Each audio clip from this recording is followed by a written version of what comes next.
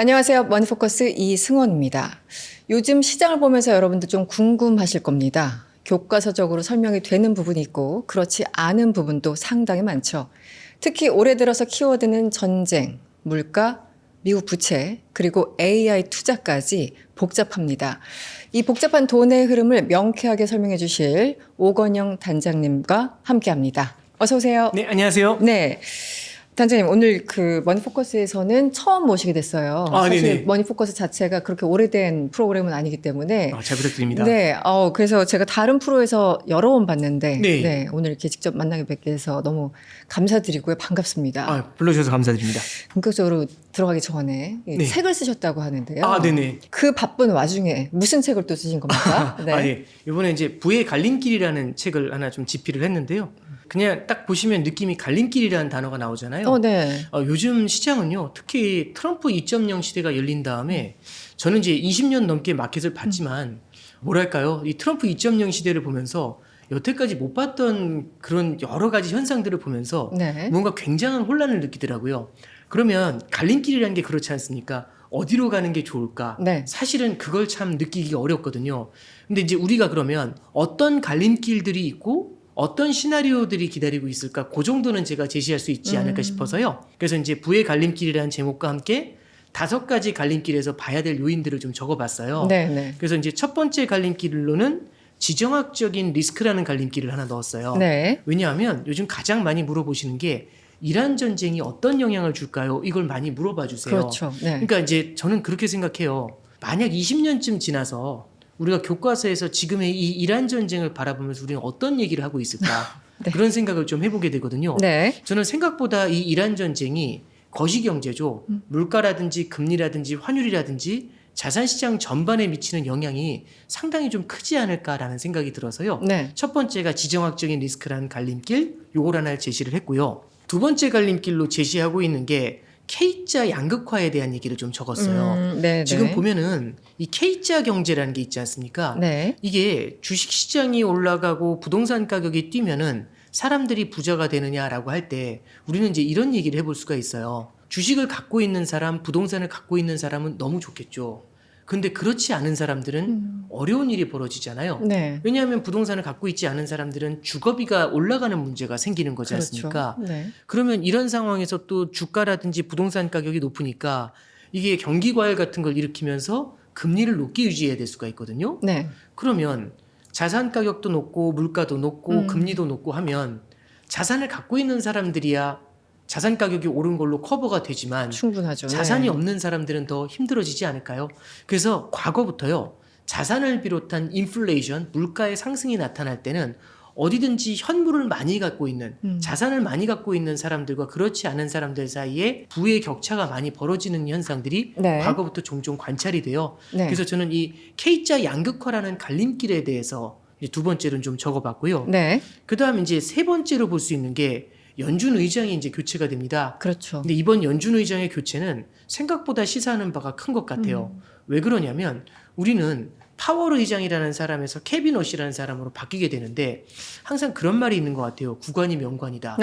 근데 이 말이 저는 네. 여러 가지로 생각해 봤는데 진짜 그 사람이 명관이라서 이런 것도 있겠지만 어쩌면 지난 8년 동안 해왔었던 파월 의장이라는 사람한테 우리가 많이 익숙해져 있을 거잖아요. 네. 근데 그 사람과 스타일이 다른 사람이 등장했었을 때 새로운 데 적응하는데 느끼는 어색함 내지는 컨플릭트 네. 이런 것들이 구관이 명관이다라는 말을 만들어내겠죠. 근데 여기서 중요한 게 뭐냐면 케빈 워시라는 사람은 파월 의장이 얘기하는 것과는 좀 180도 다른 모습을 보여주는 게 1번. 두 번째는 케빈 워시라는 사람은 트럼프 행정부하고 어느 정도는 좀 뭐랄까요? 얼라인이 좀 맞는 것 같아요. 네. 그러면 중앙은행의 독립성부터 시작해서 기존부터 해왔었던 정책들에서 뭐랄까요? 어긋나는 현상들 이런 것들이 나타났었을 때는 과연 이 통화정책의 변화가 큰 갈림길을 만들지 않을까라는 생각이 듭니다. 그래서 연준 의장 교체라는 갈림길 네. 이걸 세 번째로 제시를 해봤습니다. 네. 그리고 네 번째가요. 요즘 가장 핫한 거죠.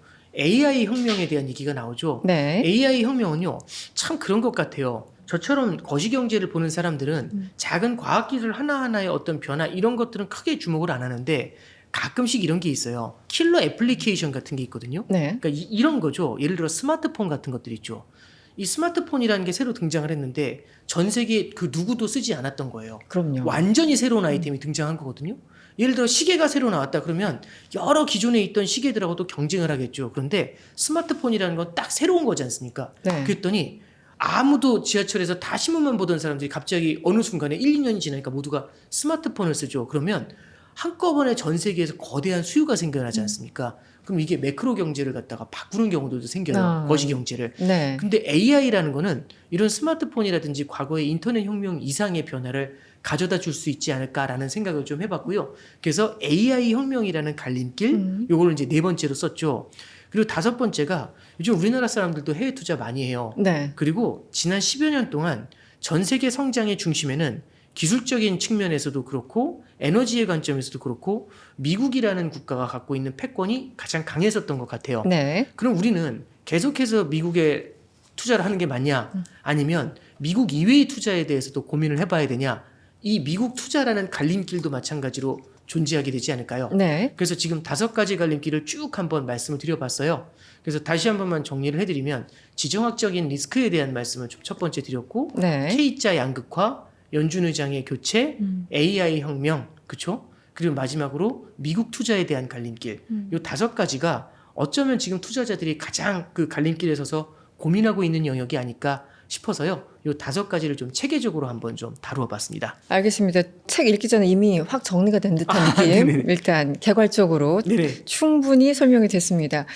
단장님, 결국 이제 금리가 오른다고 하면 국가가 그만큼 감당해야 될 부담이 크잖아요. 네. 지금 미국 얘기를 좀 아까 해주셨는데 저 다시 한번 이제 단장님 뵙기 전에 찾아봤더니 미국의 GDP 네. 부채 비율 뭐 123%. 아, 예. 그리고 지금 뭐 이자만 1조 달러가 넘는다. 예, 예, 예. 이게 사실은 상상이 안 가요. 아, 예, 맞아요. 국방 예산보다 뭐 많다 이런 얘기 예, 하는데 예, 예. 이 규모가 너무 크다 보니까 이게 도대체 무슨 소리야 뭐 이런 느낌이 있거든요. 어쨌든 이 부채, 이자 관련해서 조금 더 설명을 해주시면 어떨까요? 그러니까 이게 빚의 문제라는 게 되게 큰 건데 네.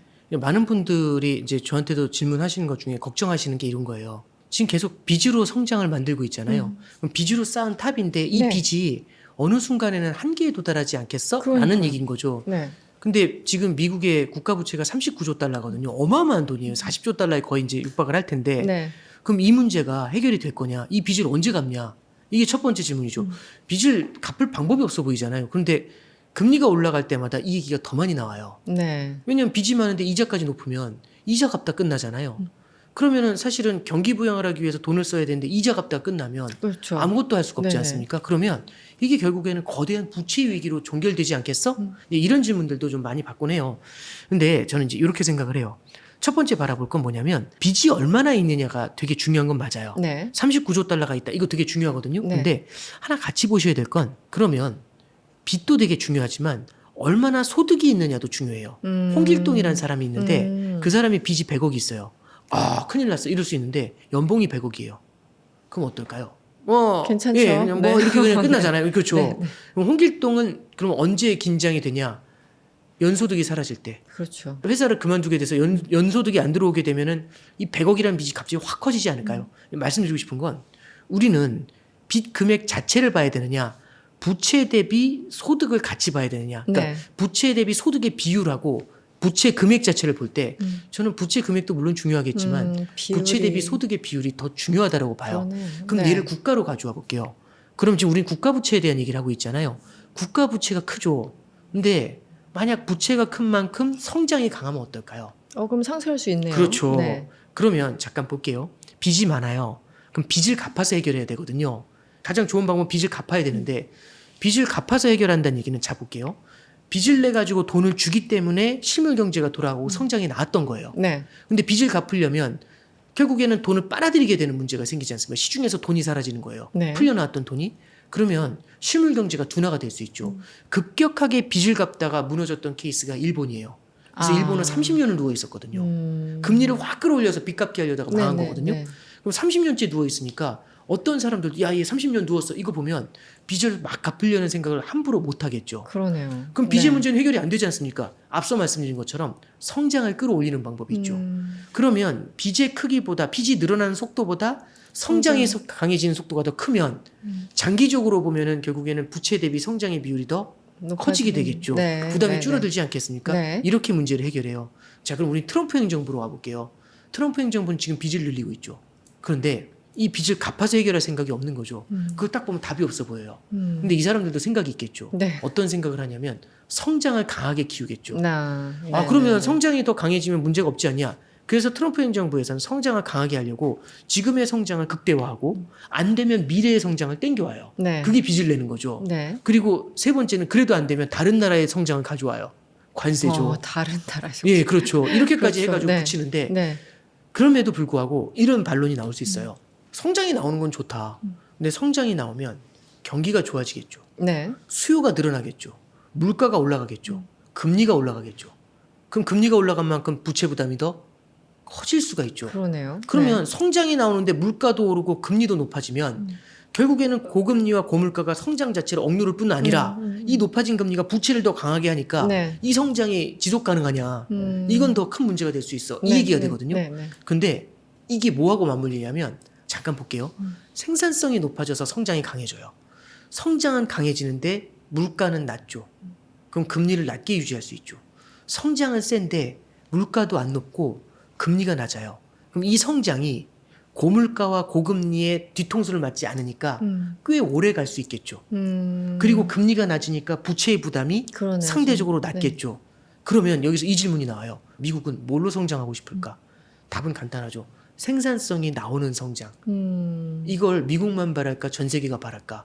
전 세계가 바라겠죠. 다 바라겠죠. 예. 할 수 있는 능력은 뭐 차치하고서라도. 그렇죠. 네. 그게 AI라는 갈림길이 되는 거죠. 네, 네. 그러면 AI에 만약 패권을 갖고 있다면, 여기서 굉장히 큰 주도권을 갖고 있다면 그 국가는 물론 AI가 생산성을 끌어올릴 때까지는 굉장히 긴 시간이 필요하겠지만 장기적으로는 여기에 힘을 갖고 있는 국가가 보다 많은 부채를 원활하게 해결하고 네. 보다 많은 파괴력을 갖지 않을까요? 네. 예, 그래서 이제 말씀드렸던 것처럼 빚이 많다고 해서 무조건 망한다 이렇게 바라볼 게 아니라 네. 이 반대급부로 얼마나 성장이 나오는지 네. 그리고 그 성장의 퀄리티가 얼마나 아름다운지 그걸 같이 고려하면서 투자에 임하시는 게 좋을 것 같습니다. 네. 단장님, 금리 얘기를 하다 보면 최근에 읽은 기사인데, 일본을 봐야 된다. 뭐 예. 최근에 뭐 엔화랑 같이 맞물려가지고 봐야 된다고 하는데, 그 방정식에 대해서 제가 이해를 못했어요. 간단하게 좀 설명을 부탁드려도 될까요? 예, 이게 조금 이제 복잡한 복잡하겠죠? 얘기긴 한데 그래도 네. 심플하게 한번 말씀드릴게요. 네. 지금 전 세계 국가들의 부채 문제가 커요.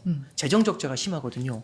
그럼 재정 적자가 가장 심한 나라가 어디냐? 일본이 제일 심해요. 네. 그래서 일본은 지금 부채 비율이 GDP 대비 200%가 넘거든요. 그 다른 선진국들보다 많이 높아요.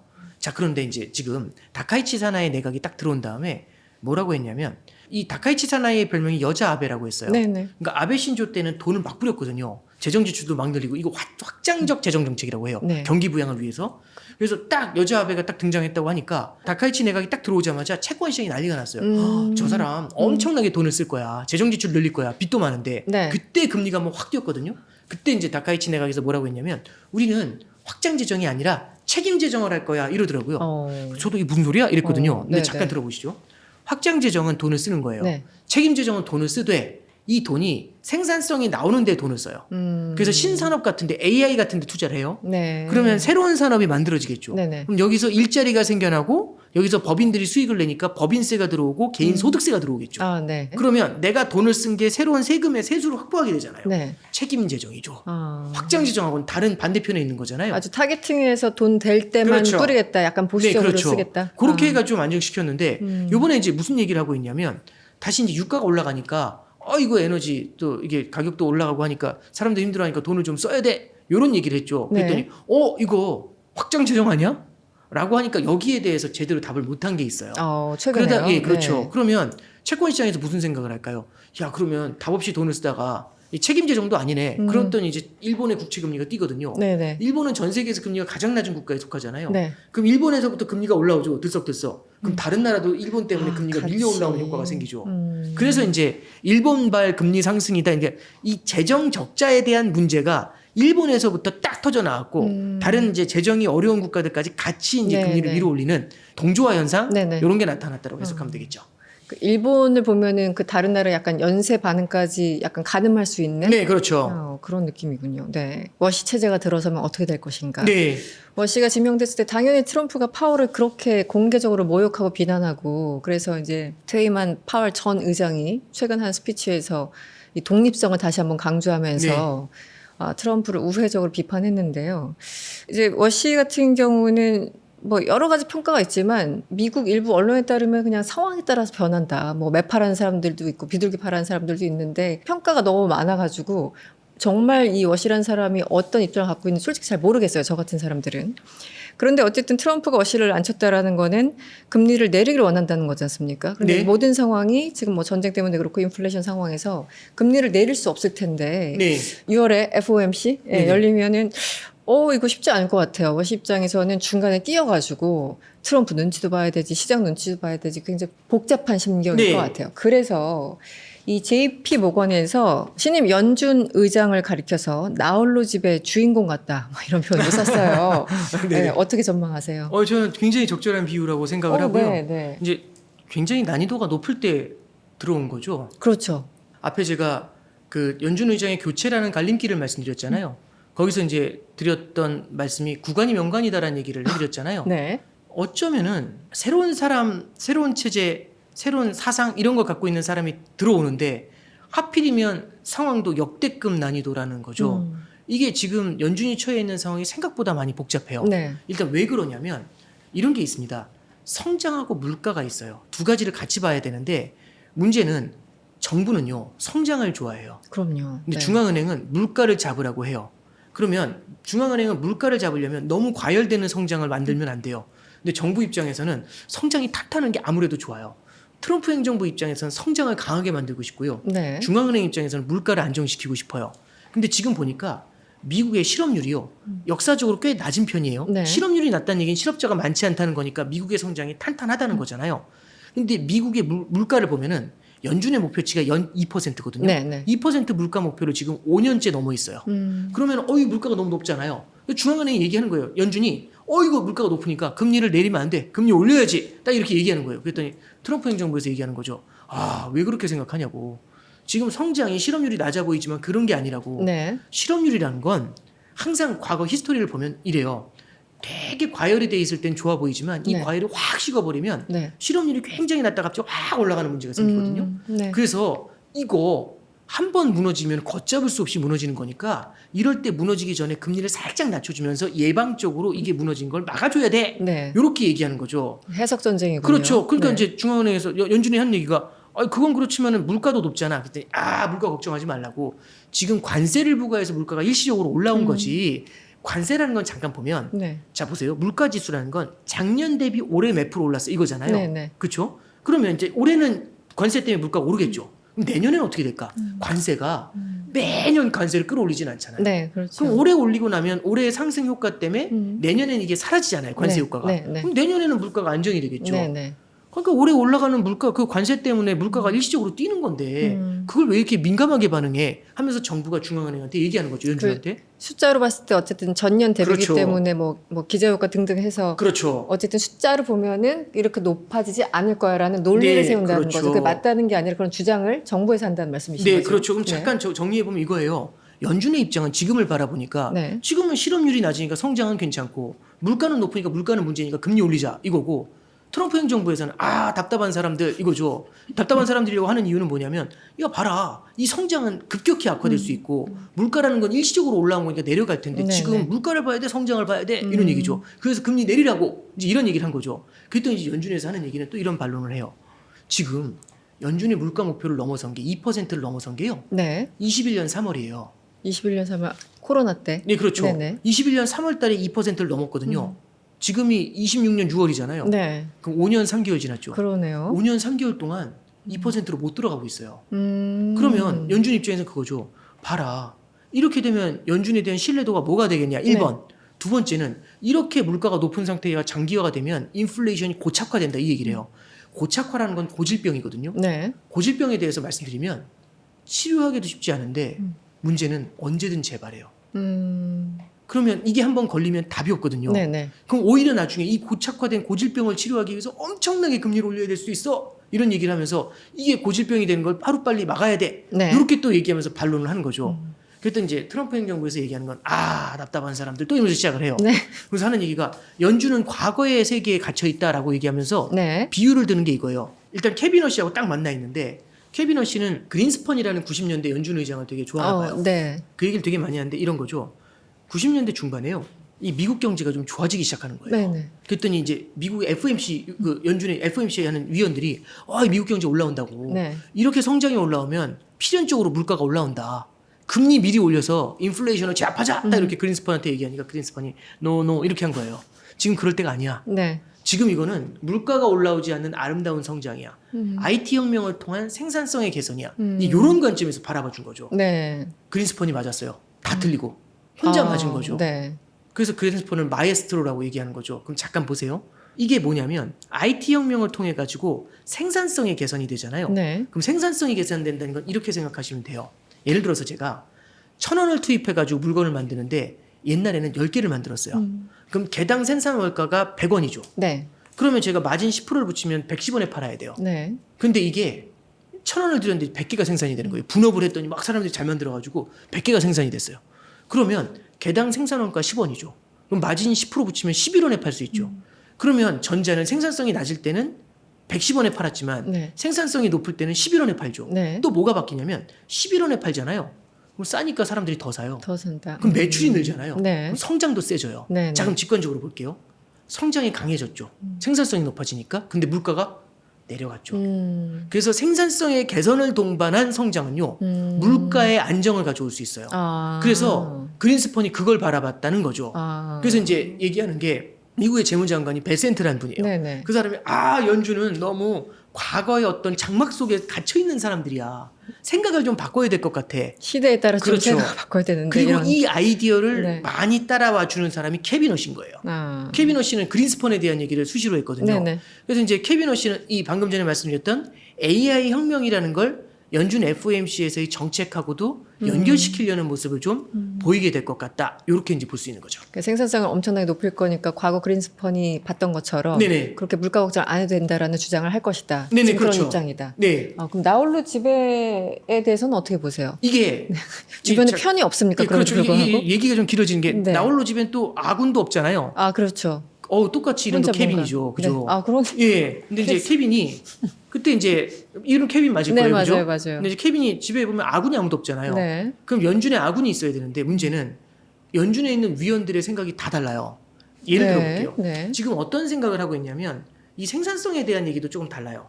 생산성에 대해서 이제 바라보는 시각을 한 2개 정도만 말씀드릴게요. 첫 번째는 이거예요. 오케이.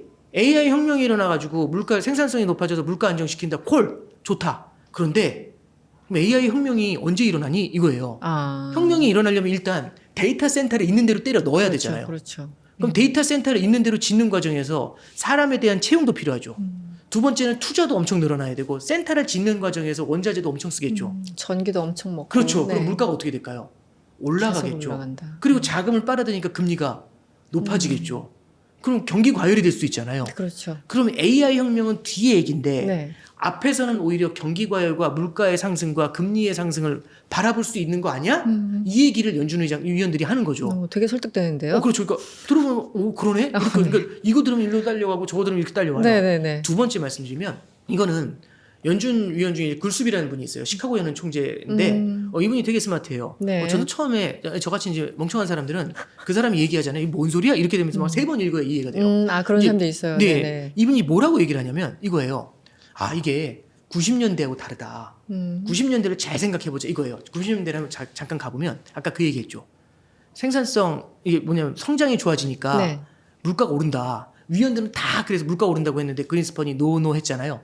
혼자 맞고 다 틀렸죠. 그럼 이 얘기는 그린스펀은 이런 엄청난 사람을 알고 있었지만 다른 사람들은 다 몰랐던 거예요. 네네. 그렇잖아요. 기존의 관성대로 그렇죠. 생각했다 뭐 이렇게 예, 표현할 수도 있겠네요. 그러면 생산성이 높아질 거라는 걸 사람들이 몰랐잖아요. 그럼 나중에 생산성이 높아져서 물가가 안 올랐네? 이게 가능한 거예요. 그래서 90년대 후반으로 오잖아요. 이 IT 혁명이 생산성을 끌어올린다는 걸 에브리바디가 아는 거예요. 그럼 뭘 해야 할까요? 생산성이 높아지는 사업이면 투자할까요? 투자하지 않아야 될까요? 투자를 해야죠. 무조건 투자해야죠. 네네. 사람들이 있는 대로 들어가요. 그러면 자산 가격이 있는 대로 뛸 것 같지 않으세요? 그렇죠. 그래서 99년도, 2000년도로 가보면은 이 주식시장이 수직으로 서요. 그러면서 자산 가격이 엄청나게 네, 뛰잖아요. 네, 네. 99년도 하반기부터 그린스펀이 뭐라고 하냐면 자산 가격이 너무 많이 올라서 버블이야? 그렇죠. 이게 자산 가격이 너무 많이 오르니까 사람들이 수요가 늘어나서 네, 네.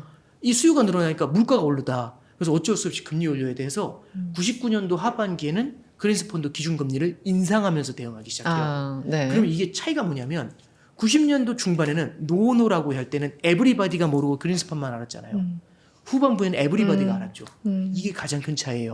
그래서 굴스비가 얘기하는 게 생산성의 개선이 미래에 일어난다는 걸 모두가 아느냐 네. 아니면 아무도 모르느냐는 다르다. 아, 아무도 그렇군요. 모를 때는 실제 물가가 상승하지 않는 성장을 아름다운 걸 만들겠지. 그런데 모두가 알면 앞에서 땡겨서 투자하지 않겠어요? 이 얘기를 하는 거죠. 저는 이 얘기 이해하는데 엄청 올렸어요. 근데 딱 한참 나중에 네. 이해하고 나서는 야, 이 사람 천재다. 저는 이해하기도 어려운데 이 사람 어떻게 이런 생각을 해요? 그러네요. 어떻게 보면은 역발상이네요. 경제는 심리라고 이걸 아느냐 모르느냐 이런 거에 따라서 투자의 심리 자체가 달라지니까. 그렇죠. 말씀하신 게 그거죠. 시장 자체가 심리인데, 근데 저는 그 굴수비가 맞냐, 연준 네. 위원들의 말이 맞냐 이걸 떠나서 보다 중요하게 바라봐야 될 건 이건 것 같아요.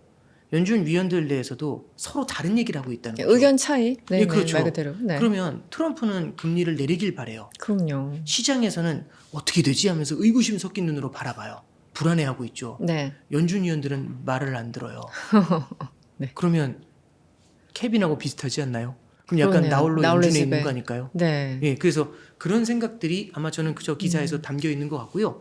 그럼 케빈 씨는 굉장히 아슬아슬한 줄타기를 해야 되지 않을까요? 그렇죠. 말 그대로 신임 연준 의장이 됐는데 뭔가 트럼프 눈치를 세게 볼 것 같고. 네. 근데 그 안에서 또 회의하다 보면 또 거기서 왕따 당하고 막 이러면은 근데 여러 가지 좀 복잡할 것 정책 같은. 하나를 잘못 썼을 때 시장이 휘청휘청하면 그러니까요. 그것도 되게 부담스럽지 네, 않을까요? 네, 네. 그래서 굉장히 극한 직업이 아닐까 싶어요. 네, 이분 또 이력을 보니까 그 에스티로다 창업자의 손녀랑 결혼을 했고 네, 그렇죠. 여러 가지 이력들이 뭐 백악관부터 해가지고 계속 꽃길만 걸어오신 분이어서 네. 외부의 어떤 그 비난하거나 이런 스트레스에 과연 강하게 살아남을 수 있을까 뭐 이런 심리적인 그러니까 이 신임 연준 의장의 심리도 궁금하더라고요. 네. 네네. 걸어온 길이 또 달라서. 근데 이게 저는 그런 것 같아요. 네. 이 사람은 매파야, 이 사람은 비둘기파야 네. 이렇게 정하는 거는 저는 좀 리스크가 있는 것 좀 같아요. 위험한 것 같아요. 예, 왜냐하면 네. 아까 말씀하셨지만 상황에 따라서 그리고 그 사람의 지위에 따라서 생각은 바뀌는 것 같아요. 참고로 네. 2016년도에 트럼프하고 힐러리하고 네. 대선 이 진영에서 붙었거든요. 네. 근데 그때 뭐라고 했냐면 트럼프가 저기 연준 의장이 그때 자넷 옐런이었어요. 야, 옐런 옐런. 의장은 굉장히 폴리티컬한 사람이다. 힐러리보다 클린턴보다 더 폴리티컬한 사람이다. 네. 금리를 낮춰놔가지고 지금 오바마 행정부를 지원하고 힐러리 클린턴을 당선시키려고 하는 아주 나쁜 사람이다. 네, 네. 지금 금리가 저금리 때문에 버블이 생겨가지고 지금 사람들이 다 힘들어하고 있다. 그랬는데 당선되고 나서는 금리 올린다고 막 난리부리거든요. 그럼요. 네. 네, 그러니까 얼굴 이제 싹 바꿨어요. 그렇죠. 네, 네. 그러니까 상황에 따라서 바뀌고 지위에 따라서 바뀌어요. 그리고 케빈 오시라는 사람도 저 사람은 매파야, 저 사람은 비둘기파요. 2011년도에 이 사람이 매파적인 생각을 했다고 해서 네, 지금도 매파는 아닐 수 있죠. 그렇죠. 네. 얼마든지 그 시간의 흐름 속에서 그리고 자신의 포지션 변화 속에서 생각이 바뀔 수 있을 겁니다. 근데 요거는 좀 기억해 보죠. 뭐냐면 지금 이렇게 여러 가지 해석이 분분한 이유는요. 네. 시장이 안정돼 있다기보다는 불안하게 바라보고 있는 거죠. 예측 불가죠. 일단 트럼프 네, 자체가 어떻게 그렇죠. 움직일지 모르기 때문에. 그렇기 때문에 연준 의장의 교체라는 게 이 AI 혁명과 맞물려서 굉장히 중요한 갈림길 중에 하나가 되지 않겠나. 예, 그렇게 생각을 하고 있습니다. 네. 지금은 이란 전쟁이라는 이 엄청난 비극적인 이벤트가 국제 정치적으로 보더라도 사실 이제 여러 이벤트가 있었지만 2014년에 이제 러시아의 크림반도 합병이 네. 있었고요. 2022년에 우크라이나 전쟁, 그리고 올해 이란 전쟁 여러 가지 이벤트 중에서도 역사적으로 뒤돌아보면 이란 전쟁은 굉장히 중요할 것 같아요. 그리고 네네. 지정학적으로는 그렇고 네, 그렇죠. 미국의 패권도 그렇고 네네. 지금 이제 말씀해 주실 경제적으로도 그렇고요. 이번 전쟁을 좀 긴 호흡에서 본다면 어떤 얘기를 좀 해주고 싶으세요? 예, 저는 이렇게 생각을 해요. 투자를 하시는 분들이나 아니면 비즈니스를 하시는 분들이나 모두가 좀 기억해 주셔야 될 게 이런 거죠. 지금은 아무래도 전쟁이 진행되는 과정이고 이란하고의 합의 과정에서 휴전이나 종전 과정에서 지금 계속해서 컨플릭이 생기다 보니까 이 전쟁이 언제 끝나지? 네. 이게 굉장히 큰 관심사거든요. 그렇죠. 투자나 비즈니스나. 근데 하나 말씀드리면 누구도 전쟁이 언제 끝날지는 알지 못해요. 트럼프도 모를 것 같습니다. 모르겠죠. 네, 저도 그렇게 생각해요. 네. 그러면 지금 우리는 무엇에 주목을 해야 되느냐? 언제 전쟁이 끝나는지를 우리가 예측을 하는 게 중요할까? 아니면 언제 끝날지는 모르지만 그 전쟁이 끝날 때는 어떤 세상이 열려 있을까? 네. 그리고 어떤 세상이 열려 있고 그걸 대비하기 위해서 투자자의 관점에서는 어떤 자산을 갖고 있는 게 좋을까? 비즈니스를 하시는 관점에서는 어떤 아이템들, 어떤 비즈니스 아이템들을 미리 준비해 놓으면 좋을까? 이제 이런 것들에 주목하는 게 훨씬 중요하다고 봐요. 네. 저는 이란 사태를 딱 바라봤었을 때 두 가지 정도만 간단하게 짚어드리면 네. 첫 번째는 지정학적인 리스크에 대한 얘기를 먼저 해드릴게요. 이번에 만약 이란 전쟁이 끝나게 되면 그 다음에는 전쟁이 없을까? 이 생각을 해보는 거죠. 근데 앞서도 몇 가지를 말씀해 주셨지만 사실 21년도에 트럼프 1기 행정부 때 뭐가 끝났냐면 세계의 경찰이 되는 걸 미국이 거부를 했어요. 네. 그러면서 미국의 본토 방위에 집중하겠다는 얘기를 많이 하게 되거든요. 그러면서 21년도 7월, 8월에 아프가니스탄에서 미군이 철수를 하면서 중동 지역에 사실상 미군의 공백이 생깁니다. 네. 그러면 경찰이 없어진 세상이 된 거잖아요. 경찰이 없어진 세상은 평화가 찾아올까 아니면 춘추 전국 시대가 열릴까? 저는 후자라고 생각을 합니다. 네. 그러면 그 이듬해죠. 22년도 2월 24일 날 러시아 우크라이나 전쟁이 터져요. 그리고 23년도 10월 7일 날 이스라엘과 하마스가 싸우더라고요. 그렇죠. 네. 그리고 24년도에는 이란과 이스라엘이 교전을 시작하면서 아직까지 이어왔습니다. 25년도에는 인도하고 파키스탄이 전쟁을 했어요. 네. 그럼 해마다 뭔가 일어나고 있는 거잖아요. 작년에는 수많은 전쟁이 있었죠. 그렇죠. 크고 작은. 네. 그러면 이게 그냥 우연일 것인가라고 한다면 미군의 공백이라는 게 어쩌면은 수많은 지정학적 리스크들을 만들어내게 되면서 전쟁이 언제 일어날지는 모르지만 언제 어디서 어떤 전쟁이 일어나도 전혀 이상하지 않은 세상이 된 건 맞는 것 같아요. 네. 그럼 우리는 이런 거 있잖아요. 하늘이 무너질까봐 밖에 못 나가겠어요. 이런 사람은 없죠. 왜냐하면 가능성이 높지가 않으니까요. 과거에도 전쟁이라는 건 있었지만 이 전쟁이라는 게 그렇게 파서블한 시나리오가 아니라면 우리가 투자를 하든지 비즈니스를 하든지 크게 고려할 요인은 아니었었던 것 같아요. 네. 근데 이제는 고려를 해야 되지 않을까요? 그렇죠. 아주 상수로 남아 있을 것 같아요. 앞으로도. 네, 아니, 저는 물론 제가 무슨 전쟁이란다 이런 말씀은 아니지만 이번에 미중 정상회담이 있었잖아요. 미중 정상회담에서 조금 놀란 게 시진핑 주석이 트럼프 대통령한테 물어보더라고요. 우리가 대만을 침공하면 어떻게 할 겁니까? 이렇게. 네. 트럼프 대통령이 이제 얼버무리긴 했지만 네. 우리가 보면은 향후에 이 아시아 지역에서도 예를 들어서 중국하고 대만 간에도 무언가 뭐 직접 교전은 아닐지 몰라도 이런 형태의 긴장감 같은 것들도 나타날 수 있지 않을까요? 네. 그럼 이런 것들은 우리의 투자에도 영향을 주지 않겠는가? 저는 줄 수 있다라고 생각을 합니다. 그래서 이란 사태라는 걸 보면서요. 일어나지 않을 것 같았던 과거라면 에이 설마 싸우겠어라고 했던 건데 러시아 우크라이나도 그렇지만 이란 전쟁을 보면서 이제 지정학적인 리스크라는 걸 우리가 투자나 비즈니스에서는 상수로 봐야겠다. 아까 네. 그 교수님께서 말씀하신 건 저는 중요한 포인트라고 봐요. 네. 그래서 이거는 우리가 고려해야 될 요인이 됐다는 게 하나고요.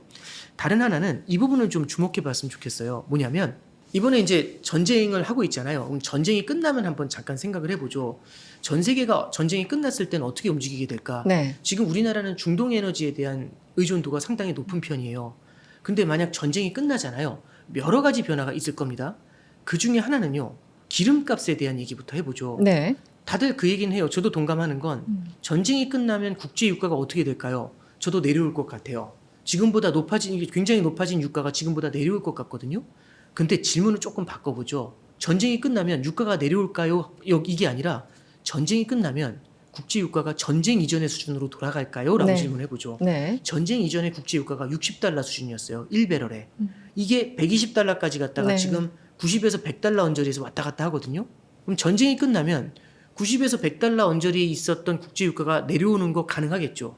근데 옛날처럼 60달러대까지 내려갈 것인가? 네. 이 두 가지는 전혀 다른 질문이 됩니다. 그렇죠. 네. 그러면 이제 우리가 어떤 생각을 해볼 수 있냐면 첫 번째 보시죠. 지금 전쟁이 이어지게 되면서 중동 지역 있죠.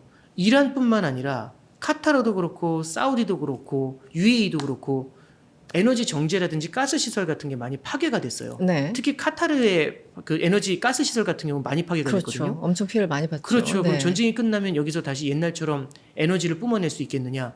상당한 시간이 걸린다고 하죠. 혹자는 3년에서 5년 정도를 바라보는 사람들도 있습니다. 그러면 전쟁 이전처럼 멀쩡하게 다시 공급을 그만큼 할 수 있겠느냐? 여기에 대해서 첫 번째 퀘스천 마크가 생길 수 있죠.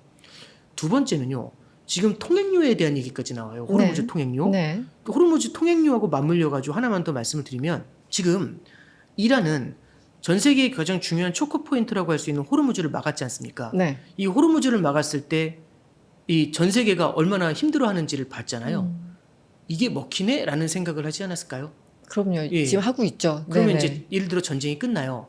그럼 다음에 이거를 카드로 쓸까요? 쓰지 않을까요? 라고 물어보면 저는 쓸 수 있다라는 생각을 좀 해요. 네. 어떻게 보면 굉장히 중요한 레버리지가 되는 거지 않습니까? 그렇죠. 네. 그러면 전 세계에 초크 포인트가 여러 개 있잖아요. 그럼 그 국가들은 이걸 레버리지로 쓰면 어떤 효과가 있는지를 느끼지 않을까요? 네. 그래서 저는 통행료의 관점도 있지만 네. 공급망이 많이 막힐 수 있다는 거, 수시로 막힐 수 있다는 거, 요건 하나의 큰 스트레스가 될 것 같아요. 또 하나는 네. 그렇게 됐었을 때는 이렇게 호르무즈와 같은 지역을 지날 때 뭐 요즘엔 뉴스에 워낙 많이 나와서 다들 아시겠지만 이 배에 대한 보험료 있잖아요. 보험료 엄청나게 올라간다는 올랐죠. 얘기는 누구나 다 알고 계시지 네, 않습니까? 그리고 또 하나는 호르무즈로 배가 들어간다고 할게요. 배 주인이고 제가 화물을 갖다가 갖고 와가지고 이 배에 실어서 호르무즈 들어간다고 생각을 해봐요. 네. 호르무즈 들어가는 거 안 좋아할 것 같아요. 배 주인은. 너도 나도 거부하겠죠. 그렇죠. 돌아갈래 차라리. 예, 이렇게. 그렇죠. 그러면 호르무즈로 굳이 가야 된다고 하면 배싹을 더 많이 받으려고 하겠죠. 그리고 호르무즈로 선원들도 별로 안 들어가려고 하겠죠. 네, 네. 그 사람들을 데리고 들어가려고 하면 인건비가 올라가지 않을까요? 그럼 지금까지 말씀드린 걸 한번 잠깐 정리를 해보면 통행료가 올라갈 수 있겠죠. 그렇죠? 그리고 결국에는 운송비가 올라간다는 얘기가 되는 네. 거지 않습니까? 이거는 이제 배 사용료부터 시작해서 인건비에 보험료까지. 그러면 우리가 배달의 민족 같은 데서 뭐 이렇게 시켜 먹잖아요. 이 배달앱에서. 네. 근데 이제 짜장면 가격이 2만 원인데 운송비가 올라가서 배송비가 5만 원이에요. 그럼 두 개 합치면 7만 원이지 않습니까? 네. 우리한테는 2만 원이 중요한 게 아니라 우리한테 도달했을 때의 가격이죠. 그렇죠. 7만 원이 훨씬 더 중요한 가격이 되지 않을까요? 음.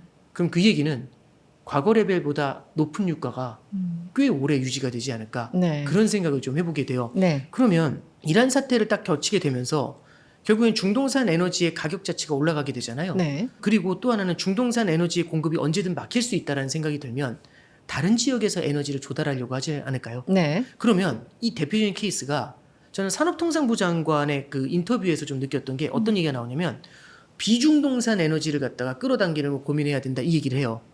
그러니까 중동에 대한 의존도를 낮추고 다른 데서 언제든지 에너지를 끌어당길 수 있게 공급망을 다변화하는 게 네. 이제는 굉장한 설득력을 얻을 것 같아요. 네. 비용이 많이 발생하지 않습니까? 아, 그래도 여기는 막힐 수도 있잖아. 이게 첫 번째 논리고 두 번째는 배송비가 높아졌잖아. 이렇게 되면 다른 데서 에너지를 조달을 해도 문제가 안 되는 세상이 되겠죠. 네. 그럼 대표적으로 어디서 조달을 하냐? 저는 미국산 에너지에 대한 조달이 크게 늘어날 거라고 봐요. 당장 트럼프가 엄청나게 사가라고 압박하고 있지 않습니까? 네, 그렇죠. 네. 그럼 미국에서 에너지를 조달하게 되면 말씀하신 거하고 똑같은 효과가 생겨요. 첫 번째는요.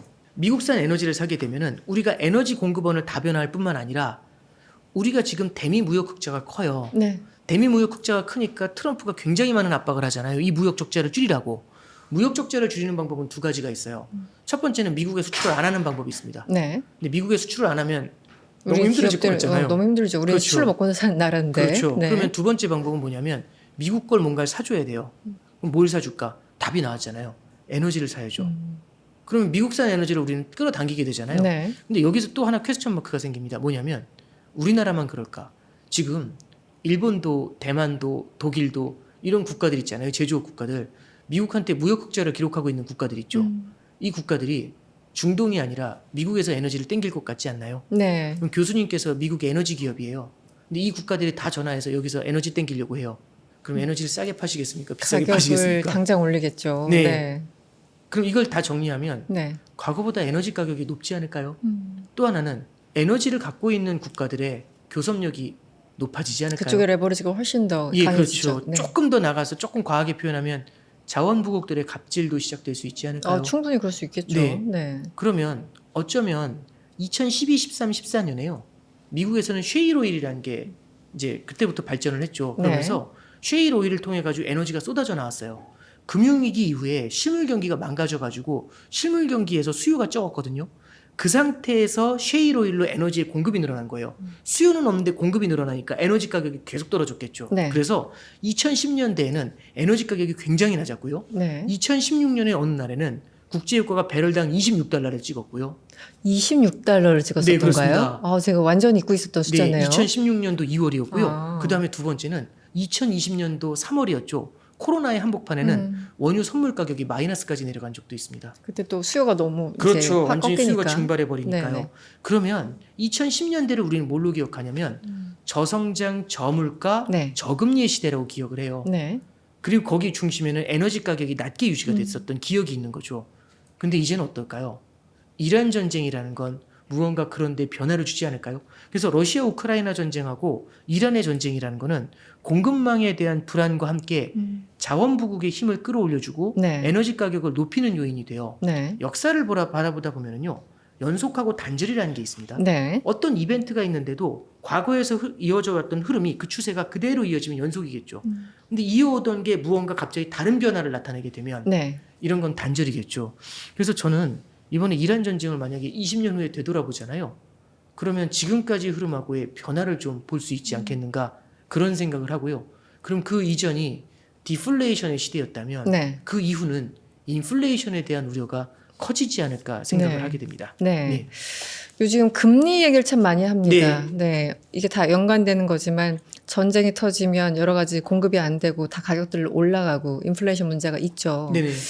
그런 상황에서 지금 금리가 어떻게 될까? 어쨌든 지금 미국 상황으로만 본다면 금리가 여전히 높고 제가 얼마 전에 읽은 기사에 따르면 미국이 돈 좀 끌어들이려고 채권 발행하는데 네. 사람들이 막 안 사가려고 해가지고 네네. 금리가 더 올라가고 있다. 네. 뭐 어쨌든 돈의 가격이 올라간다는 거잖아요. 네네. 조달 비용. 그래서 이 모든 것들이 다 연관돼 있는 것 같아요. 네. 요즘 금리를 어떻게 보시고 네. 미국뿐만 아니라 다른 나라도 같이 올라간 이유도 같이 좀 설명해 주시면 어떨까요? 네. 일반적으로 전쟁이 발생하잖아요. 근데 두 가지 요인이 있어요. 전쟁이 발생하게 되면은 첫 번째는 공급망이 흔들리면서 그 물가가 올라가는 요인이 생길 수 있죠. 네. 물가가 오르면 금리가 올라가겠죠. 근데 전쟁이 발생하면서 실물 경기가 둔화가 될 수가 있어요. 그러면 공급에 문제가 생기더라도 실물 경기의 둔화 때문에 실물 경기의 둔화는 물가를 내리는 네네. 요인이죠. 공급의 둔화는 물가를 올리는 요인이고 둘이 상쇄가 돼가지고 물가에 직접적으로 큰 영향을 주지 않을 수가 있어요. 네. 그런데 하필이면 이 전쟁이 중동에서 터질 때는 얘기가 좀 다르죠. 네. 왜냐하면 중동에서 터지면 중동산 에너지에 대한 의존도가 높잖아요. 그리고 또 하필이면 호르무즈를 막아버렸잖아요. 네네. 그럼 중동에 있는 에너지 전체가 호르무즈에 막혀 있는 거죠. 그러면 에너지 가격을 들어올리면서 이거는 빼박으로 인플레이션을 만들어요. 그렇죠. 네. 그리고 또 하나는 전쟁이 이어지면 이어질수록 에너지에 대한 소요가 더 커질 수 있죠. 잠깐 한번 생각해 볼게요. 저는 이런 질문 한번 드려볼게요. 전쟁이 끝나면 전 세계 각국은 에너지 재고를 늘릴까 줄일까 이걸 한번 고민해 보죠. 저는 확실하게 말씀드릴 수 있는 건 전쟁이 끝나잖아요. 각국은 너무 뒤었다. 이제 에너지 재고는 늘려놔야 되겠다. 이러지 않을까요? 비축량을 늘린다. 예, 그렇죠. 네. 그럼 그 다음에 질문이 뭐냐면 얼마나 늘릴 거예요? 이렇게 물어볼 거잖아요. 네. 그럼 제가 논리적인 근거를 대야죠. 근데 전쟁이 5개월 동안 한 거예요. 지난번 전쟁이 지금 5개월째 이어졌으니까 네. 5개월치는 갖고 있어야 되지 않아? 이런 얘기할 수 있고요. 만약 전쟁이 1년 가면 뭐라고 할까요? 뭐 두 배도 1년, 그렇죠. 네네. 1년치 확보해야 되지 않아? 이런 얘기하지 않을까요? 그럼 이런 것들은 에너지에 대한 수요를 높이는 요인으로도 작용을 하게 되겠죠. 네네. 제가 이제 앞에서 말씀드렸던 것처럼 지금 중동에서 전쟁이 터졌잖아요. 에너지 가격을 들어올리면서 이게 물가에는 직격탄이 돼요. 그래서 물가가 높아진다라는 거는 결국에는 중앙은행들이 금리를 낮출 수가 없기 때문에 네. 금리를 끌어올리는 네네. 그런 요인을 만들어내게 됩니다. 네. 그래서 중동에서의 전쟁이라는 거는 1번 국제 유가를 들어올려서 에너지 가격에 대한 부담과 함께 물가를 끌어올리니까 금리를 끌어올리는 요인이 되겠죠. 두 번째는 지금 중동에서 전쟁을 하는데 미국이 그 중심에 서서 어마어마한 폭격을 했다고 하죠. 네. 그러면서 무기가 많이 줄어들었대요. 자, 그러면 일단 첫 번째, 지금 전쟁을 수행하면서 미국 국방부에서는요, 이제 의회에다가 얘기를 했대요. 2천억 달러만큼 재정 지원을 해달라고. 네. 그러면 돈을 쓰겠다는 얘기지 않습니까? 그렇죠. 전쟁은 결국에는 돈 먹는 하마가 됩니다. 네네. 그리고 또 하나는 전쟁이 끝나면 모든 게 해결이 되느냐? 그게 아니죠. 전쟁이 끝나면 뭘 해야 되냐면은 썼던 무기를 다시 채워놔야죠. 그렇죠. 그럼 네. 이것도 마찬가지로 재정의 부담을 늘리는 요인이 될 수 있겠죠. 그러면 재정이 커진다는 얘기, 재정 지출이 늘어난다는 얘기는 그 돈이 어디서 나냐는 질문에 봉착하거든요. 네네. 근데 참고로 지난해 트럼프 행정부는 감세를 했어요. 그렇죠. 그러면 네네. 이제 들어오는 수입이 없는 상태에서 지출을 늘려야 되잖아요. 그럼 채권 발행을 늘려야 됩니다. 국채 발행을. 그거 외에는 빌려야죠. 답이 없는. 네. 그러면 이겁니다. 돈을 제가 여기저기서 빌리거든요. 그럼 쟤는 여기저기서 돈을 빌리네. 그것도 엄청나게. 그러면 돈을 빌려줄 때 조금 불안하지 않을까요? 네. 그러면 조금 더 높은 금리를 부르겠죠. 네. 내지는 국가가 나서가지고 시중에 있는 자금을 국채 발행으로 쫙 빨아들이니까 시중에 돈이 모자라잖아요. 금리를 돈의 값이라고 해요. 네. 가격은 수요와 금리로 결정이 되거든요. 네. 근데 돈의 공급이 확 줄었잖아요. 그럼 가격이 뛰겠죠. 돈값인 금리가 뛰어 올라가는 요인입니다. 그래서 제가 첫 번째는 중동에서의 전쟁은 물가를 자극하면서 금리를 끌어올렸고요. 중동에서의 전쟁은 재정 부담을 늘리면서 금리를 끌어올리는 요인이 되겠죠. 세 번째는 뭐가 있냐면 이겁니다. 이제 요거는 어떻게 보면 시장의 기대하고 맞물리는데 많은 분들이 그 얘기하세요. 중동 전쟁이 끝나지도 않았는데 왜 이렇게 주가가 오르지? 네. 시장에서는 주식시장은 그걸 기대하는 것 같아요. 언젠간 끝날 거잖아. 그럼 그때는 브라이트한 미래가 펼쳐질 거고 AI를 중심으로 해서 어마어마한 성장이 나올 거잖아. 네. 그런 생각을 하는 거거든요. 단 그 전쟁이 끝날 때까지 죽지 않고 이어지고 그 이후에 멋진 성장을 받아들일 수 있는 그만큼 견뎌낼 수 있는 능력이 있는 기업으로 집중이 되는 거죠. 네, 네. 그래서 지금 AI 관련주가 굉장히 크게 상승을 하고 있고 기타 다른 주식들은 좀 부진한 모습을 상대적으로 그렇죠. 보이잖아요. 네. 주식시장은 그래서 전쟁 이후의 세계를 바라봐요. 그럼 전쟁 이후에는 성장이 강하게 나올 거잖아요. 네. 근데 자 이제 보시죠. 채권 시장은 어떻게 바라보는지. 채권 시장은요. 첫 번째는 전쟁이 이어지잖아요. 물가가 높지 않습니까? 네. 너무 힘들지 않아요? 그래서 채권 금리가 높으니까 채권 시장이 쫄아 있어요. 네, 네, 네. 그럼 전쟁만 끝나라. 전쟁이 끝나면 어떤 문제가 생기냐면 아름다운 성장이 나와요. 아름다운 성장이 나오면 성장이 강하면 강할수록 투자가 늘어나지 않을까요? 그렇죠. 돈이 더 많이 필요하고. 그렇죠. 그럼 돈이 네. 많이 필요하죠. 그럼 금리가 올라가죠. 올라가요. 정리할게요. 전쟁이 이어지면 금리가 올라요. 물가가 네. 오르니까. 네. 전쟁이 끝나요. 그럼 성장이 강해져서 금리가 올라요. 그럼 금리를 바라보는 사람은 어떤 시나리오든 당장은 단기적으로는 금리가 올라가는 시나리오에 봉착할 수밖에 없잖아요. 네, 네. 그러면은 금리가 올라가는 건 결국엔 채권 가격을 흔드는 요인이 되죠. 그래서 금리를 지금 밀어 올리고 채권 시장이 부진한 모습을 보이죠. 그래서 이제 세 번째는 시나리오 차원에서는 이렇게 말씀드렸고요. 네. 마지막 네 번째로는 이 말씀을 드릴게요. 지금 빅테크의 설비 투자가 굉장히 크게 늘어났다고 해요. 그러면 빅테크의 설비 투자가 늘어나는데 지금 빅테크들이 처해 있는 상황은 이렇게 해석하시면 될 것 같아요. 지금 빅테크들은 AI 혁명에서 뒤처지지 않으려고 데이터 센터를 늘리면서 설비 투자를 늘리고 있죠. 네. 이미 지난 1년 넘게 굉장히 많은 금액들이 썬크가 돼서 들어갔죠. 여기서 떨어져 나오면 안 돼요. 왜냐하면 기존에 그럼 넣은 투자금들이 다 무너지는 거지 않습니까? 그럼 이 상황에서는 일단 못 먹어도 꼭 이렇게 가야 되잖아요. 네. 그래서 약간 홀스 레이싱이라고 하죠. 네. 이러면 이제 각자 막 투자하면서 대응을 해요. 후퇴할 수 없고 네, 계속 그렇죠. 달려야 되는 상황. 네. 근데 네. 잠깐 보시면 전쟁이 끝나면 전쟁이 어쨌든 이어지고 있고 미래에는 물가가 더 오를 것 같지 않으세요? 원자재 가격도 그렇고. 그렇죠. 그럼 우리가 식량도 공사를 그렇고. 한다고 하면 네. 빨리 해야 될까요? 천천히 해야 될까요? 빨리빨리 해야 되지 않을까요? 공사비가 올라갈 테니까. 네. 그러면 전쟁 때 보통 전쟁이 나면 설비 투자가 줄어야 되는데 오히려 땡기지 않을까요? 그래서 지금 이 기간에 굉장히 설비 투자가 강하게 일어나고 있죠. 네. 자 그럼 잠깐 볼게요. 이 얘기는요. 불과 2년 전만 해도 빅테크들은 캐시가 남았어요. 이 현금으로 시중에서 채권 투자 같은 걸 했거든요. 네. 그럼 빅테크가 시중에 자금을 공급하는 역할을 했고 빅테크의 풍부한 자금이 시중에 쏟아져 나오면서 금리를 낮추는 요인을 줬죠. 돈의 공급이 늘어나니까 네, 돈값인 금리가 내려갔을 테니까요. 네. 근데 지금 빅테크들은 뭘 하고 있을까요? 지금 설비 투자를 해야 되는데 있는 캐시를 쓴 거예요. 돈이 모자라니까 뭘 하죠? 채권 발행을 통해 가지고 자금을 땡겨와서 지르고 있거든요. 네, 네. 얼마 전에 보면 아마존이나 구글 이런 데들도 채권 발행을 해요. 네. 그러면 채권을 발행한다는 얘기는 지난 2년 정도 전에는 자금을 공급하던 공급자가 지금은 자금의 수요자로 수요자가 바뀌어가지고 돼서. 네. 돈 먹는 하마처럼 설비 투자를 통해서 자금을 빨아들이고 있죠. 네.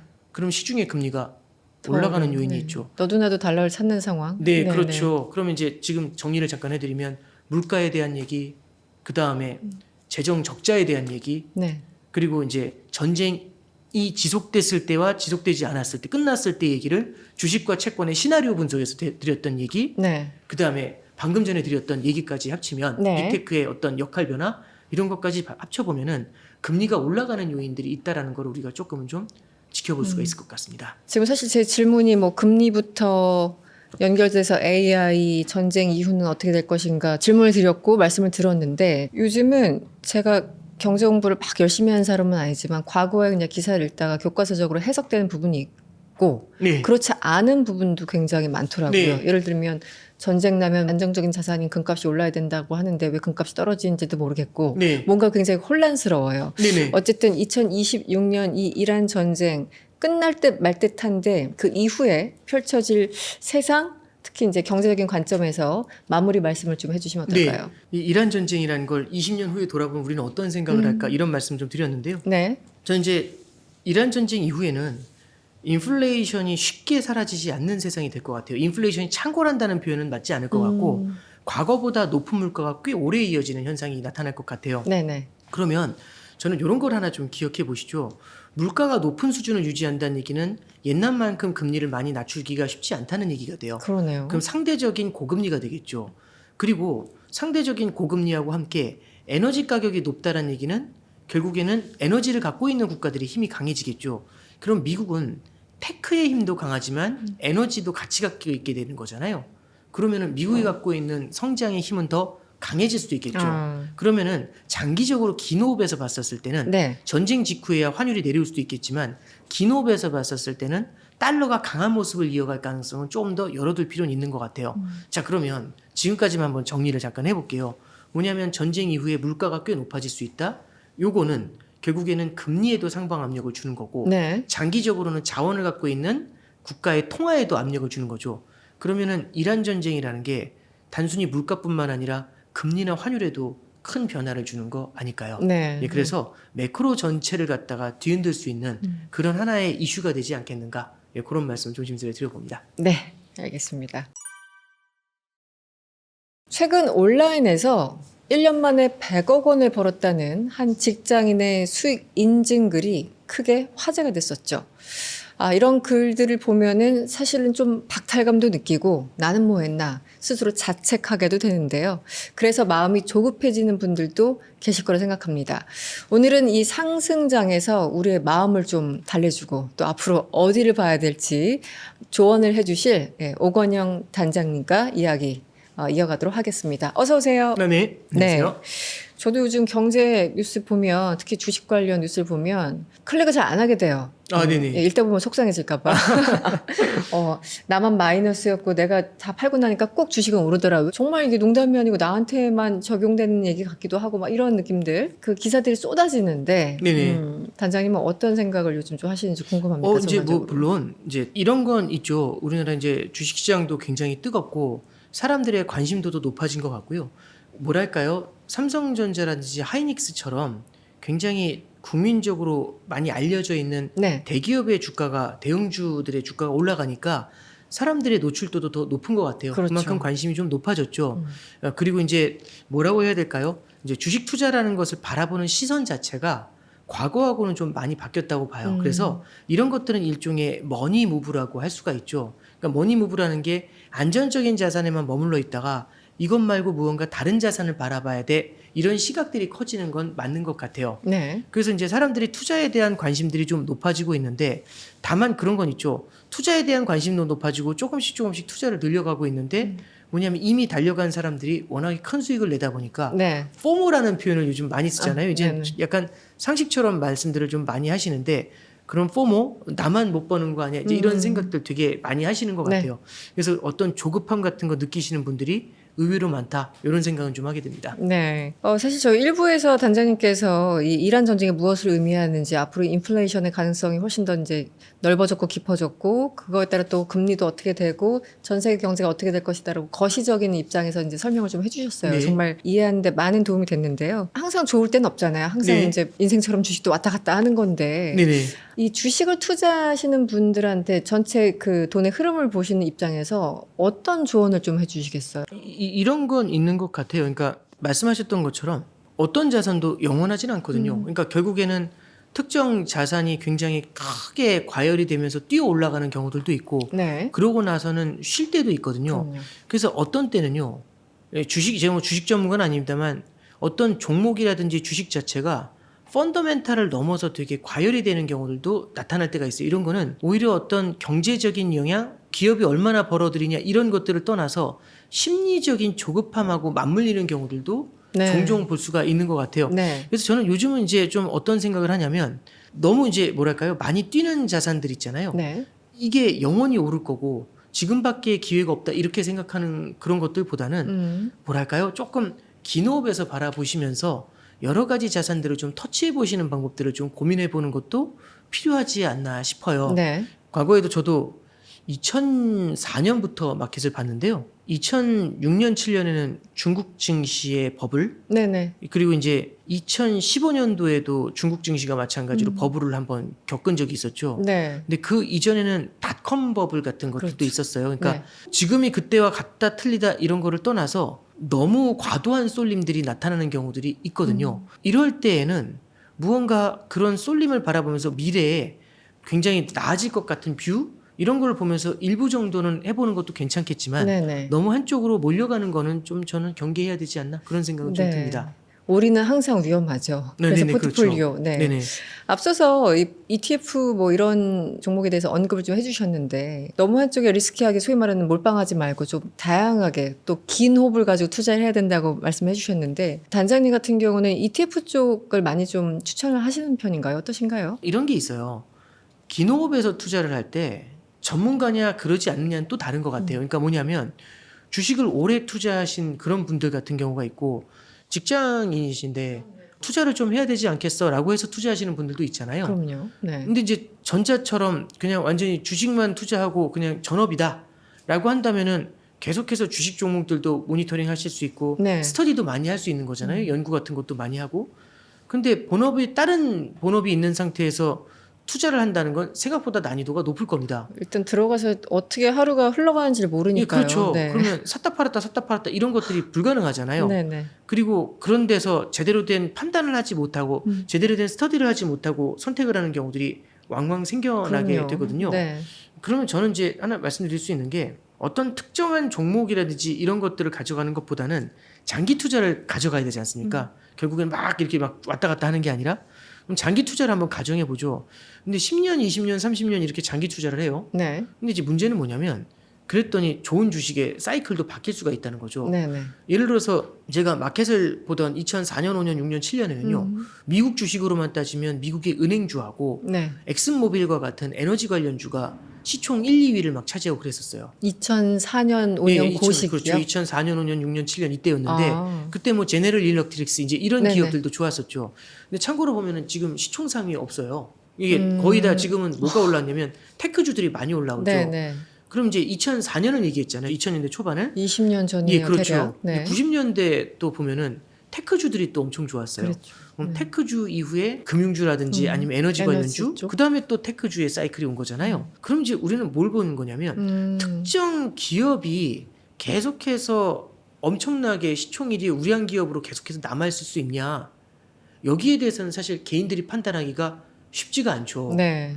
물론 이제 굉장히 오랫동안 마켓을 보신 분들 같은 경우는 이런 변화 같은 것도 느끼실 수 있을지 모르지만 근데 이제 이런 건 있죠. S&P 500 같은 것들 네, 네. 그런 지수를 갖다가 우리가 담고 있으면 지수 자체에서 계속해서 좋은 기업들이 상위에서 바뀌어 나가지 않습니까? 네, 네. 그래서 저는 투자자들이 모든 투자자가 이걸 해야 된다라는 말씀보다는 우리가 이제 직장 생활을 하시거나 투자를 그렇게 깊이 있게 공부하지 않으신 분들이 네. 투자를 접근하실 때는 네. 그런 지수형의 자산을 좀 사시는 게 더 낫지 않겠나 싶고 이런 것들이 자체적으로 분산의 효과도 네, 있겠죠. 네, 네, 그렇죠. 그래서 네. 저는 좀 지수형 ETF에 대해서 고민을 해보시는 것도 좀 필요하시지 않나 싶습니다. 네. 사실 직장인들이나 뭐 주식 공부를 잘 안 했던 저 같은 사람들 뭐 하려면 이거 어디서부터 시작을 해야 되지? 뭐 교보문고 가면 책이 너무 많아가지고 아무것도 못 사고 나온 적도 여러 번 있었는데 네네. 물론 저는 이제 부의 갈림길을 사겠습니다. 아, 네. 네. 감사합니다. 네네. 그런데 이게 뭐 슈퍼사이클도 말 그대로 사이클이잖아요. 언제 네네. 좋았다가 언제 나빴다가. 예를 네네. 들어 뭐 3점만 하더라도 굉장히 안 좋았다가 굉장히 좋았다. 이건 정말 우리가 예측하기 힘들잖아요. 전문가들이 그렇죠. 아니면. 그래서 결국은 이제 산업의 조건, 그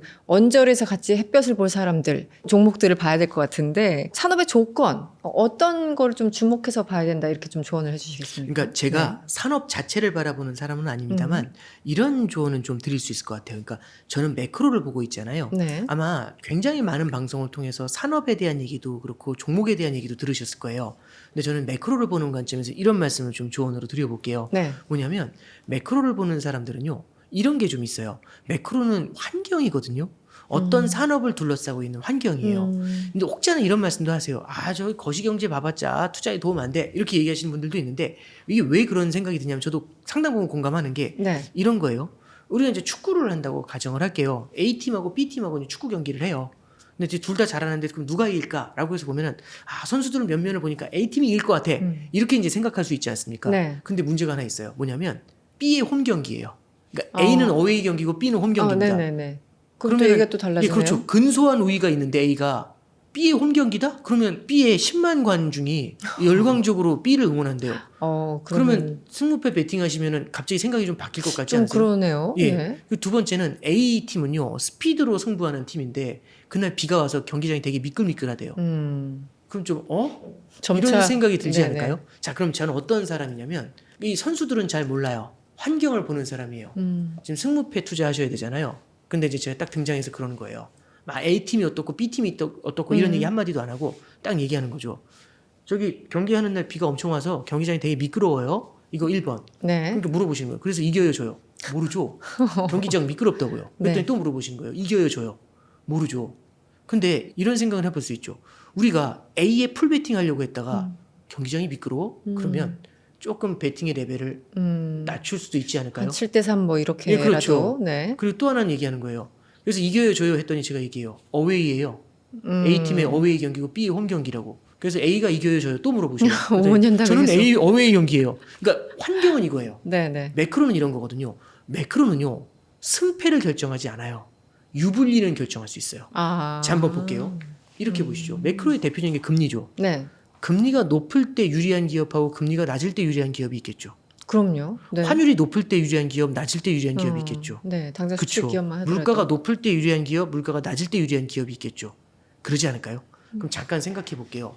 그러면 환율이 높을 때는 환율이 높을 때 유리한 기업에 우리가 투자를 하러 가요. 네. 근데 환율이 높으면 그 기업은 무조건 잘 될까요? 잘 될 가능성이 높지 무조건 잘 되지는 않을 수 있죠. 그렇죠. 네. 그러지 네. 않을까요? 네네. 그러면 매크로는 뭘 얘기하는 거냐면 유불리를 결정해줘요. 가능성형이요? 그렇죠. 네. 그러면 우리는 이왕 초보 투자자인데 투자를 한다면 유리한 곳에 투자하는 게 좋을까요? 불리한 곳에 투자하는 게 좋을까요?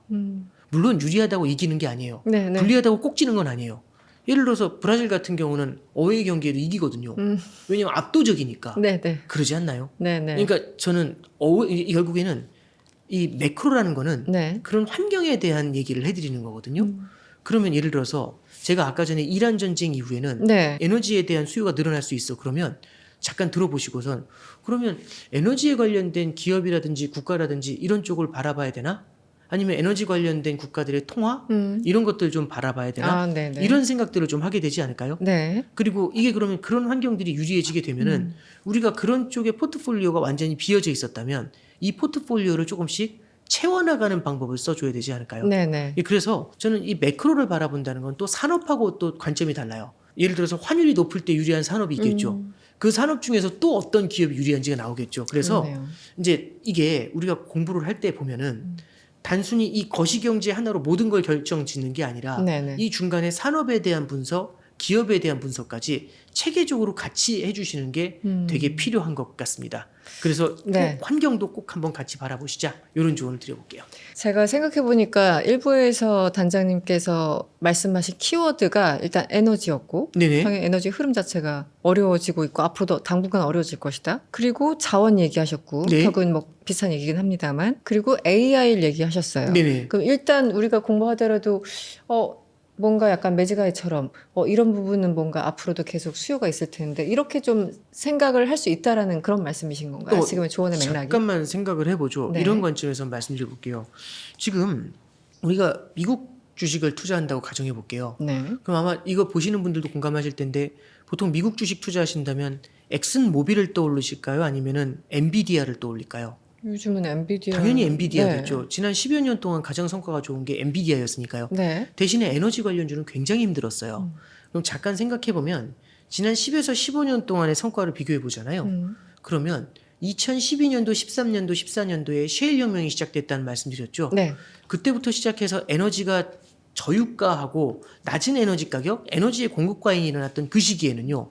에너지 관련주가 굉장히 각광을 받지 못했겠죠. 네. 그리고 자원 부국들도 굉장히 고전하는 모습이었어요. 그러면 당연히 에너지보다는 방금 말씀드렸던 테크가 압도하지 않았겠습니까? 네, 네. 그 우리의 포트폴리오에는 어떤 분들이 위너냐면 테크의 비중을 최대한 높여놓고 에너지의 비중을 최대한 낮춰놓은 그런 포트폴리오가 위너가 되지 않을까요? 근데 이제 이렇게 생각해보죠. 중동 전쟁 이후에 제가 말씀드렸던 것처럼 에너지에 대한 니즈, 에너지에 대한 관심이 높아질 수 있다면 네. 과연 미래에는 테크가 계속해서 에너지를 압도하는 흐름이 이어지게 될까? 기노업으로 봤을 때.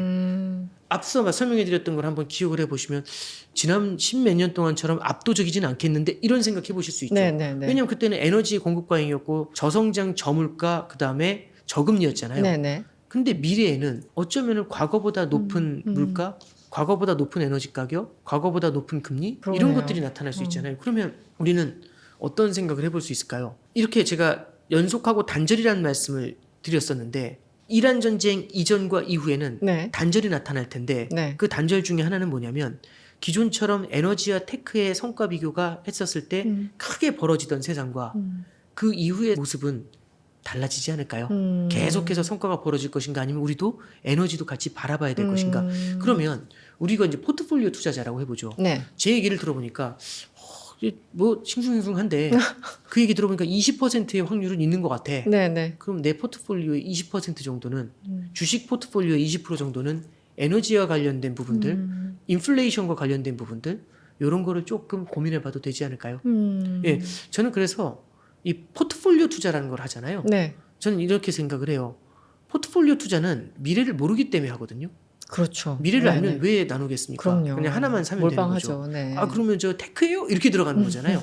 근데 이제 들어보니까 아 저거 에너지도 조금 담아야 되나? 이제 이런 생각인 거죠. 그러니까 에너지 관련 ETF 이걸 사라는 말씀이 아니라 네, 네, 네. 에너지와 관련돼 있는 국가라든지 기업의 주식들 네. 이런 것들이 내 포트에 조금은 담겨 있어야 되겠죠.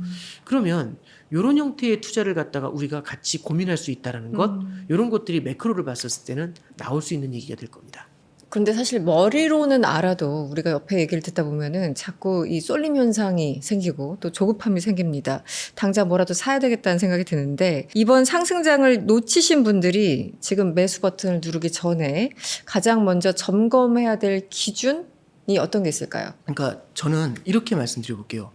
우리가 보통 이제 운전을 처음 한다고 해볼게요. 네. 제가 이제 운전면허를 오늘 땄어요. 그다음에 이제 운전을 시작하려고 하면 차를 사야 되잖아요. 네, 네. 그럼 어떤 차를 사면 좋을까? 이겁니다. 첫째, 외제 고급차를 산다.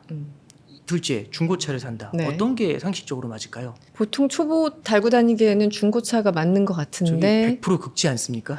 네, 저도 네. 많이 긁어봤는데 네, 네. 처음에 이제 운전을 처음 하는 사람들은 주차할 때도 많이 긁잖아요. 그렇죠. 사고 위험이 높으니까. 예, 그래서 저는 중고차를 타서 경험을 해보고 그 다음에 운전 경험이 늘면 좋은 차를 타봐도 되잖아요. 네. 자, 이 비율을 그대로 가져와 볼게요. 네. 우리가 처음에 시작을 할 때 예산, 버짓이 얼마나 되는지, 투자 자금이 얼마나 되는지를 생각해 보는 거죠. 보통 작은 금액에서 시작을 해요. 그럼 작은 금액에서 시작을 할 때는 경험을 많이 해보는 게 되게 중요한 것 같아요. 네, 네. 이 경험에는 공부도 있고 실전 투자도 들어갈 겁니다. 그러면 주식을 사보는 것도 있고 ETF를 사보는 것도 되겠죠. 네. 저는 개인적으로 ETF를 사보시는 걸 추천해 드려요. 아, 왜냐하면 주식은 개별 종목을 사잖아요. 그렇죠. ETF는 주식의 바스켓을 사요. 그래서 ETF 자체가 여러 종목을 분산해 놨거든요. 그러면 ETF를 여러 개 분산 투자한다는 얘기는 분산의 분산, 이른바 초분산을 하는 케이스가 됩니다. 그러면 내가 굉장히 넓은 저변의 투자를 소액으로 해보실 수 있게 되는 거거든요. 네. 그럼 이제 말씀드리고 싶은 거는 금액이 크지 않은 상태에서 실제로 여러 가지 주식이라든지 이런 여러 가지 자산을 겪어보실 때는 ETF 투자 같은 걸 해보는 거죠. 그러다 떨어지면 어떡하나요? 그런 게 이제 중고차를 사서 긁어보는 거죠. 네, 네. 그러면 어떤 느낌으로 운전을 하면 긁히는지 이런 걸 배우지 않을까요? 감이 오죠, 그렇죠. 이제는. 네. 그러면 이런 것들이 경험이 많이 쌓였을 때는 작은 금액에서 우리는 터져도 보고 벌어도 보고 각 자산이 각 ETF라든지 이런 것들이 어떤 특징을 갖고 있는지 또 어떤 ETF가 나하고 궁합이 맞는지 이런 걸 많이 경험해 보지 않을까요? 가끔씩 그런 질문 하세요. 아니 100만 원 갖고 무슨 분산 투자야 이런 얘기도 하시거든요. 네. 근데 저는 그렇게 생각해요. 작은 금액으로 여러 개를 경험해 보시면 나중에 1억이 됐을 때 그 경험이 있을 때 보다 잘하지 않을까요? 그렇죠. 1억 네. 생긴 다음에 투자 경험 네, 연습해 보면 무섭죠. 좀 마치 불안불안. 외제차 타고서 운전하시는 느낌이 나잖아요. 네. 그래서 저는 첫 번째 꼭 말씀드리고 싶은 건 실전을 경험해 보시는 게 되게 필요해요. 이게 1번이고 각각의 특성을 알았다면 꼭 기억하셔야 될 건 뭐냐면 우리는 어떤 투자에 대한 이론 있잖아요. 네. 내지는 투자에 대한 성과가 눈앞에서 당장 나타날 것이다. 이렇게 생각하시는 건 너무 조급한 것 같아요. 그래서 빨리 큰 부자가 되고 싶다라고 투자를 하시게 되면은 이런 것들은 큰 위험을 만들 때가 있습니다. 아, 항상 그래서 하이 리스크 하이 리턴이거든요. 네. 근데 저는 이건 가능하다고 봐요.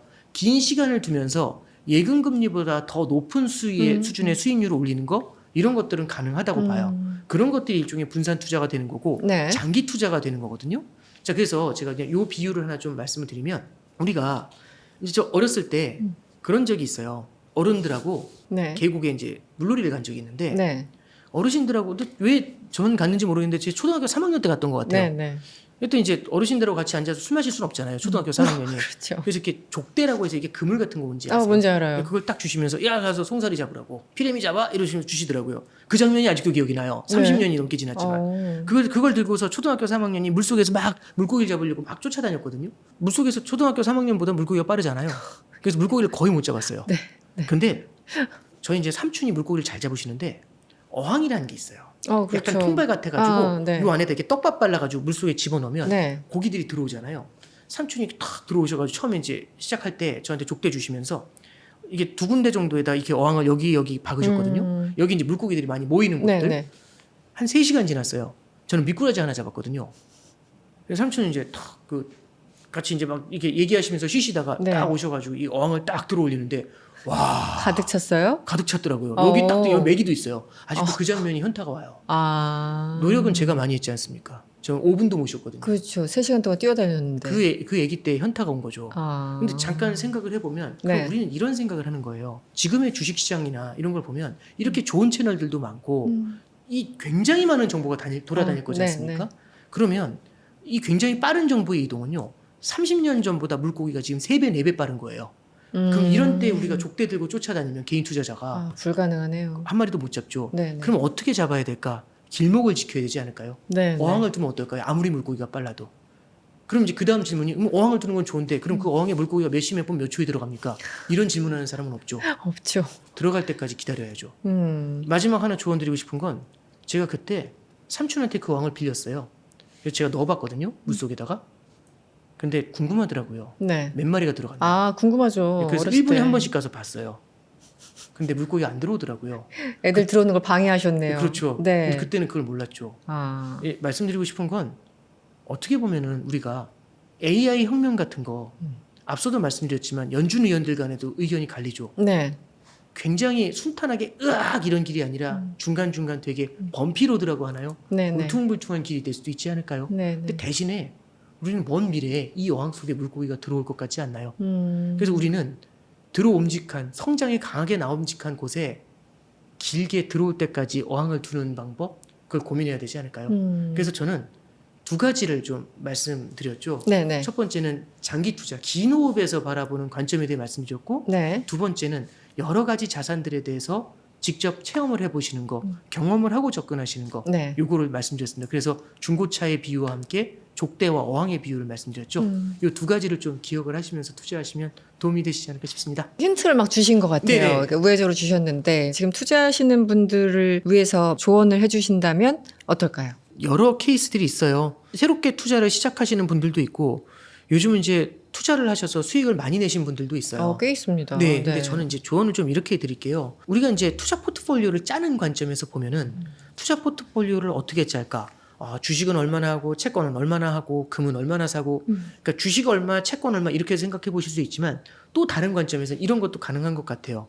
이게 어떤 용도로 쓰일 것인가인데 현금 흐름의 관점에서 바라보는 방법이 있고 네. 2번째는 안전자산의 관점에서 바라보는 방법이 있고 3번째는 투자적인 관점에서 바라보는 방법이 있어요. 근데 많은 사람들이 생각하는 건 투자가 제일 중요해 이런 생각을 되게 많이 하죠. 네. 근데 저는 자 현금 흐름이라는 관점을 잠깐 보시면 현금 흐름은 내가 사놓은 포트폴리오에서 내가 구축한 포트폴리오에서 계속해서 일정한 현금을 달마다 혹은 분기마다 반기마다 뿌려줘요. 네, 네. 그럼 예로 생활비를 쓸 수도 있겠죠. 네, 네. 내지는 이렇게 나온 돈으로 적립식으로 뭔가 다른 투자를 해볼 수도 있겠죠.